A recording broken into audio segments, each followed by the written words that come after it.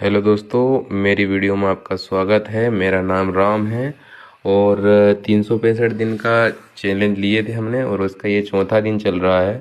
तो हम अपनी पढ़ाई पे लगे हैं। और एक चीज़ बता दूं कि सभी भाइयों को लगता होगा कि मैं किसी फील्ड की तैयारी कर रहा हूं, ये सब गलत है और अफवाह है कि मैं किसी फील्ड की तैयारी कर रहा हूं, ये सरासर गलत है।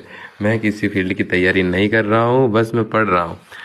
बस जो पुस्तक मिल जाती वो पढ़ता हूँ। और ये उल्टी रखा भी, देखो देखो, मान रहा हो ना। तो भाई वैसी आदत बनी नहीं है, वैसे चौथा दिन चल रही है तो धीरे धीरे आदत बनी जाएगी मेरी। बस मुझे पढ़ना है और आदत बन जाएगी जिस दिन अच्छी सी आदत बन जाएगी मेरी। और पूरा पूरा 365 दिन तो नहीं कहूँगा मैं, हाँ 90 दिन की स्टडी पूरी हो जाएगी तब मैं बता दूंगा कि मैं किस चीज़ की तैयारी कर रहा हूँ या करूँगा। तो सभी दोस्तों भाइयों को नमस्ते।